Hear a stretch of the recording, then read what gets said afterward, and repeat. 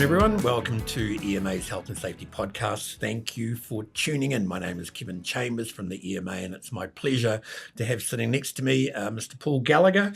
Welcome, Paul. Thank you for coming in this morning. And our topic today will be around EVs. But to get there, I want to learn a little bit more about this new EV that you've got and your experience with it in the last week or so. Yes, so I'm very fortunate as part of Giltrap Group offering of brands, of 20 brands that at the point I have been driving an EV, a couple of Volkswagens, but we do have some bigger vehicles at home in a camper van. So what we were looking for was a high quality, smaller EV. Yep. In the case of myself and my wife, we were looking at shorter journeys because we would use other vehicles. So we decided on a low running costs of the EV. Had a look at the different options, and the lure to the Swedish platforms, which run a few brands off that, ultimately saw us buy a little brand new model, 2026 model, I will say, Volvo cross country, 4-wheel drive, little rocket ship, and it's sitting in the garage out there as we speak, Kevin. Yeah. So an organisation then that's thinking about upgrading their fleet or changing their fleet from ICE engines to an electric vehicle, this is a good thing for them to be thinking about. Do factor in the cost and how and where it's going to be charged. What other risks then would a client have to be aware of, again, if they're looking at changing their fleet?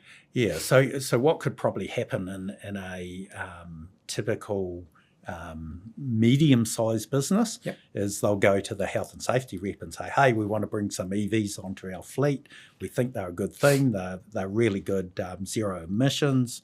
They're going to tick the box on our environmental plan. We know we can sort of plug them in, and they're meant to be fairly cheap.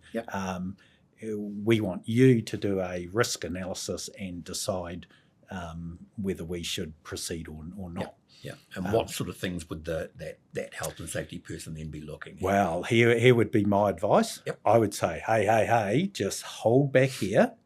How about you go and present to me your project plan or event plan. You know that if you're going to have a wedding, you're going to have some full event plan.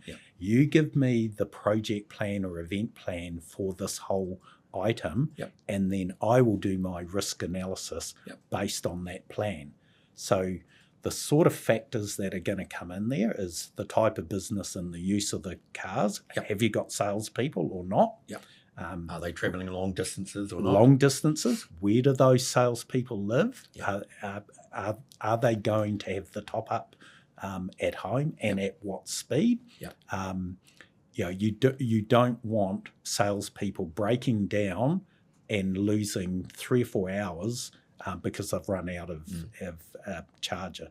The other factor too is if they do a lot of kilometres because of where the client base is, you might find that the number of clients they can get to in a day is limited because you need a fast charger for basically a full hour to do anything like a major top-up or to fill up a car. So that's a factor in there.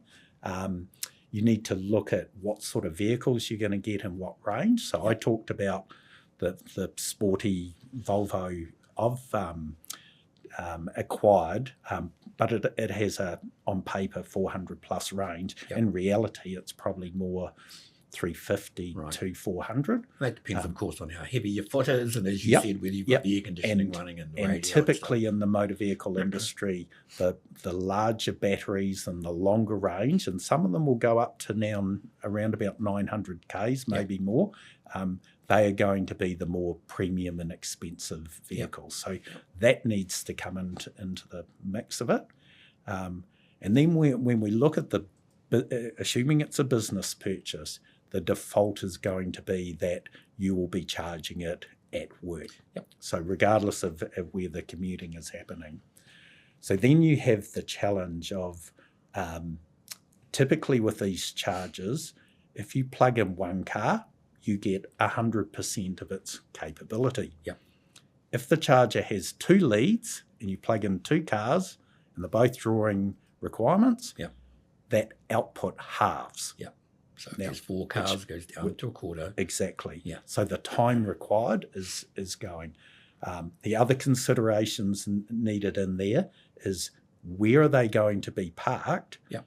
and how safe is that parking location if something were to go wrong, and what could go wrong, and it's a very low percentage, is a technical term we call thermal runaway. Okay, I've heard that term before. Can you explain a little bit about what that means? Yeah, so thermal runaway, so the outcome is a fire, and typically it's an uncontrolled fire. Yep. So for those that have been watching the news, you might recall a hospital car park up in Northland area where multiple cars all went up on fire. Nothing to do with an EV. Okay, let's make that clear to our watchers today that it had nothing to do with an EV Nothing battery. to do with an... Fire did spread very, very rapidly. Could that look like, or did that look like an EV fire? That would be the best example of what could happen with a thermal runaway. Yep. So in the battery, all of these batteries is what we would call sub-batteries or compartments. Yep. So a typical one that I've seen has 36 little modules in there, and they're all electronically controlled, but they're all linked and possibly linked in parallel, bit of an electrical term. And what can happen is 2 things could happen. One is in the repair process, somebody doesn't follow the SOP to the letter of the law and they mix up those wirings, so that could trigger it. But occasionally you'll actually have a failure in one or more of the components of those batteries. So from an automotive point of view, hopefully there is a warning on the dashboard for that vehicle. And most vehicles don't just sit around not being used for weeks on end. So somebody is using them. Yep. There will be a warning. I would suggest that if there was a warning and it was indicating a battery issue, that you get it to the appropriate authorised dealership pretty quickly. Yep. And then what they will do is they will plug in a special laptop into it, and they'll get a reading very quickly as to what might be the problem. And what they might also do is grab something we call a thermal camera, and they'll look and point it at the battery area, and they can detect whether there's heat coming off. So when we talk about a fire coming out from an EV, it doesn't go from 0 to 100 like a petrol fire would do. So they're a lot safer in that respect.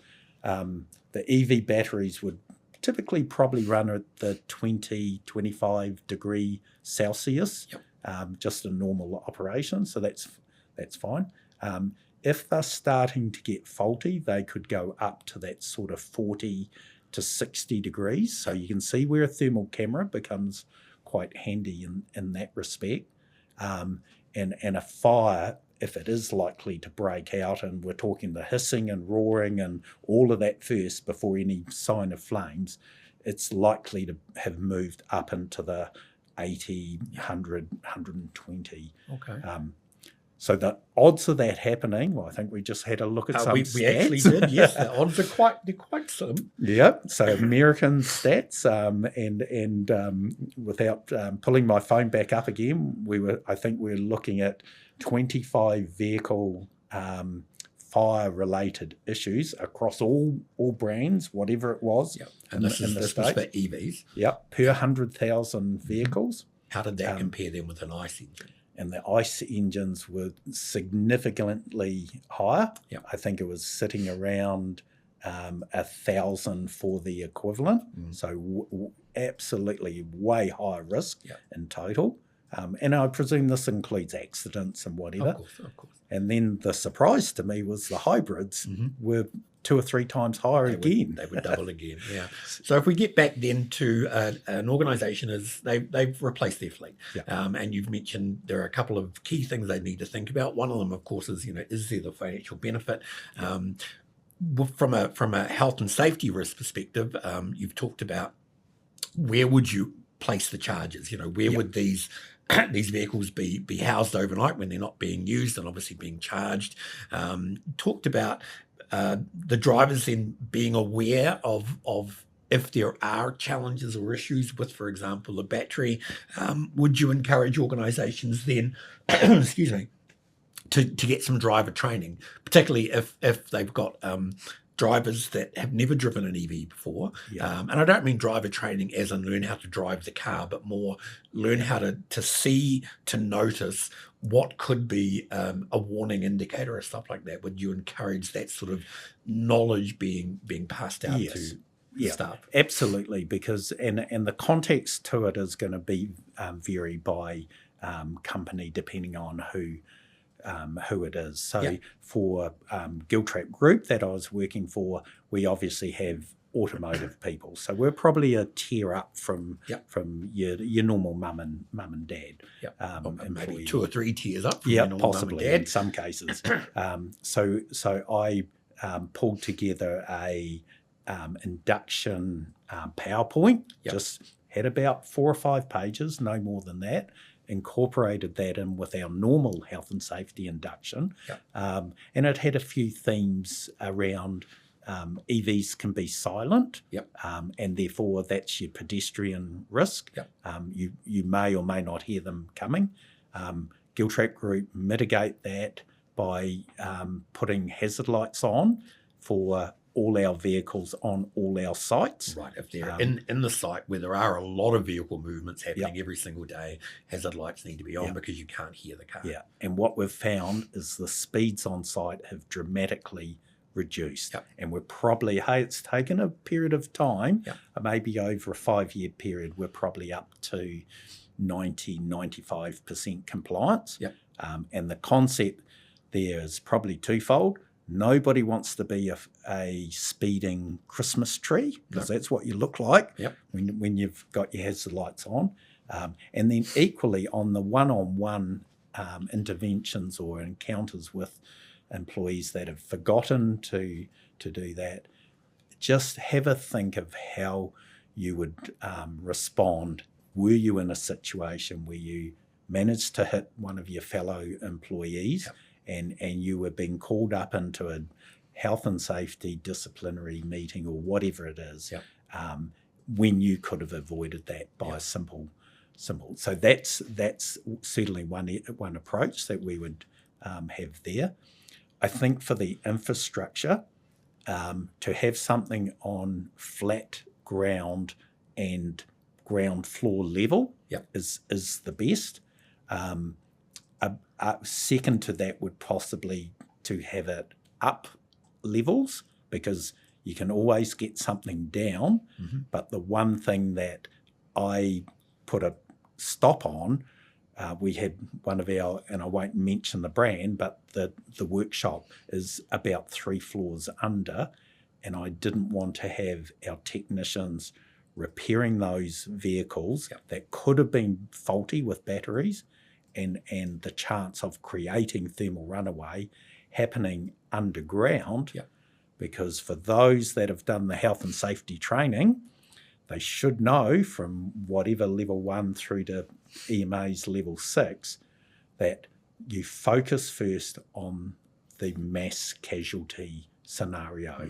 So think Whakaari Island, think Pike River. The last thing you want to do is set a building on fire and have a dozen or more casualties. So you need to manage that risk first. Hence at ground level or above, ideally. Giltrap then, over the last 10 years, have made the change. following what's happening in society and in industry, where a lot more EVs are seen around. I think you mentioned in a previous conversation about 25% of the cars that Giltrap is selling are EVs. 10 years ago, maybe 15 years ago, there would have been very few. What sort of changes then that you haven't already mentioned did you need to put in place at Giltrap and at your various sites to ensure that that the risks associated now with the EV being 1/4 of your fleet, what sort of changes? So you've mentioned moving cars around your plants. Hazard lights have to be on. You've got a speed limit, and you were saying compliance is to about 95-96% for that speed limit. Were there other things that you needed to do? Yeah, so I'll just qualify those stats, Please. because that was before the government removed the EV incentives. Okay, right. So of course then it killed the market the other way. So it's in recovery mode at the moment. And those EVs were that 25% were not full EVs. Right. That included your hybrids and your plug-ins and examples there. So I think if we look at the infrastructure first, get that right, you will know that WorkSafe takes exception to any business that imports faulty materials, doesn't matter what it is, plant and equipment and whatever, that doesn't do a risk assessment on that plant and equipment before you use it. Yep. So therefore that applies to your EV chargers. So cheap is not necessarily best. Yep. The positioning of where that charge is going to be from a practical point of view, that's a big consideration. The charging strength is a big one, so more power is better. However, you need to have an electrician that would typically join that machine up to your network. Yep. They need to do load testing on your switchboards. Yep. Because if there's ever going to be a fire, I could almost guarantee it's not going to be in the EV charger. It's going to be in the switchboard that is connected to. Okay, so again, an organisation that's looking at changing their fleet, these are things that they would need to think about. Yeah. So we actually have chargers underground and up on other floors and in our workshops or whatever. But typically we don't want to leave charging on overnight. Okay.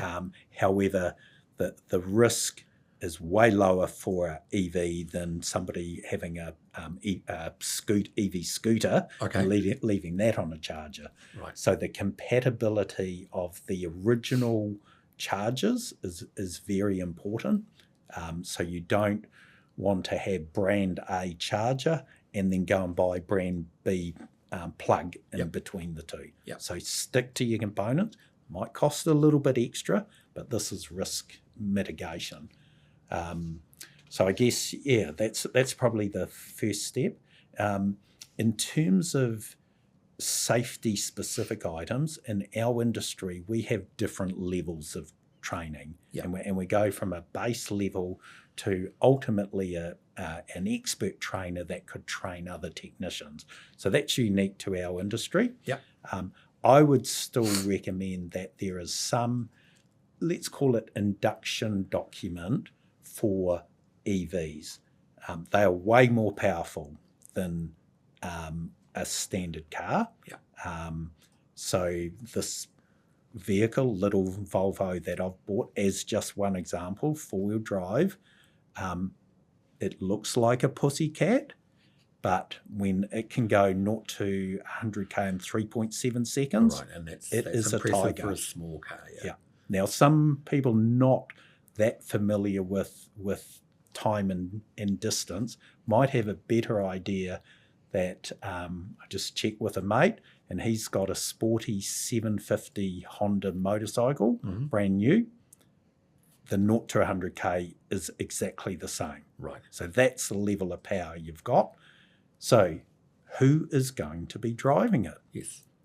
We would say across our industry, young people are the biggest risk. Right. incidents, for not following procedures and whatever else, they are going to dominate your stats. And in driving, that's not unusual. Yeah. The younger drivers are often the ones that are encountering challenges, if I can put it Yep. like that. So good. So again, if you're looking at replacing your fleet with EVs or plug-ins, these are things that you would need to think about. Do you think, just if we think about the wider industry now, the wider automotive industry, the transport industry, logistics, do you feel that this increase in the use of electric vehicles, do you feel that the industries are prepared for it, that they are heading in the right direction, that they're already there, they have all recognised the risks and are mitigating them as well as they can, or do you think there's still a bit of a journey to go? Once we get down to the monopoly energy providers in the cities, etc., the infrastructure typically is very old. Yep. And Giltrap's faced this issue at Great North Road in Auckland, that there's a lot of dealerships, we're putting in a lot of EV plugs, Yep. and the underground capacity of the lines company, which then feeds to individual transformers, Yep. pretty much is at capacity already. Okay. So for a business, you're going to need, as hard as it sounds, to find out a bit about your transformer, Yep. where it is, what its capacity is, and what is your draw capacity. Is that likely to be impacted? Off that. Yeah. And what about then, again, you've mentioned some education, you mentioned induction for staff that are going to be driving new vehicles, and for many a type of vehicle they've never driven before. You've talked about charging, you've talked about where the vehicles are going to be situated. What about, again, the fact that they're silent? Is there education that needs to be done there from a staff level? Yeah, it's a tricky thing, isn't it? Silence is deadly, and in this case, it can be. I think businesses need to have a bit of think about their pathways around their businesses. Yep. So we, for instance, had a number of one-way systems, so that helps. I think it's going to be an individual item. I worry also about all the vehicles need washing. Yep. And hidden under that beautiful body paneling is some, across all models, luckily, a standard of orange piping work. Yep. Now, that is live electricity in there. Okay. Now, most people will be familiar with 230 volts in their house. Yes. Think more like 900 volts. That's flowing what's going through the car. Yeah. Wow, okay. So we need to be very careful with groomers that are using water blasters, that are trying to get it into the nooks and crannies to make that car look beautiful for a customer. Yep. But if you put a water blaster across a connection in the right place, it could blow that connection apart. Yep. And for those with a little bit of physics probably and chemistry knowledge, water conducts electricity. It does. So quite it can well. go back up to the person that's doing that. Yeah. So otherwise, I guess the advisory that I would have is open the bonnet, but don't touch anything. Yeah. This is not the sort of technology to send down to your local garage that has had no experience. The technicians that I've met and the knowledge that I've gained has all been through that specific EV technology. Right. And for the branded technicians in New Zealand, chances are they have either going overseas to get that training from the parent or the OEM company, or those manufacturing companies are sending trainers to New Zealand to train them. So when it comes to the upkeep of the car, make sure that you use a proper dealership to do so. Yeah, and bear in mind that they are very low maintenance. Yes.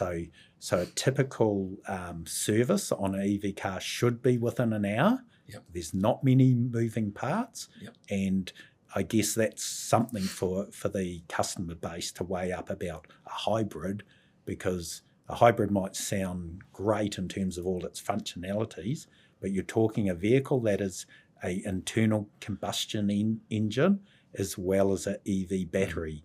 It is two separate things to maintain, and the way it drives or whatever with the internal combustion engine is your typical wheels and brakes and normal drive trains in there, whereas for a full EV you're talking typically motors sitting just on your wheels, and the number of moving parts is very minor, and therefore the long-term costs of maintenance, assuming your battery doesn't fall apart or something, and there's ways to get them refurbished, maybe after 10 years or so, that they will deteriorate a little bit in power use.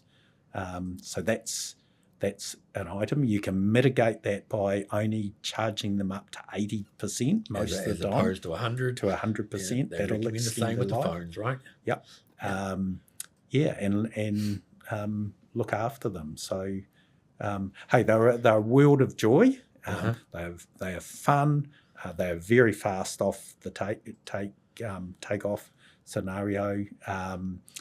But, as the health and safety representative, I think you've got a big task to play, but it should not be your entire problem, and that you should push back and get somebody to give the full, call it an event plan, whatever you might, that includes the infrastructure, includes the people, includes the use of the vehicles, the training required, and the bigger picture, and then you can do your risk overlay over it and then look at specific areas like that. There you have it, folks. Paul, thank you very much for coming in and sharing your knowledge and experience with us. By the way, this was not an advert for purchasing EV cars, but this is a podcast where we thought, look, this is becoming a very topical thing. A lot of organisations are now looking at changing their fleet, and we're very grateful to have had Paul with us to give us some ideas about what we would need to think about were that the decision that we were looking at making. Ladies and gentlemen, if you want any more information around this, feel free to contact us at ema.co.nz or contact us on Advice Line. We really appreciate you being with us today, and we look forward to seeing you the next time. Good afternoon.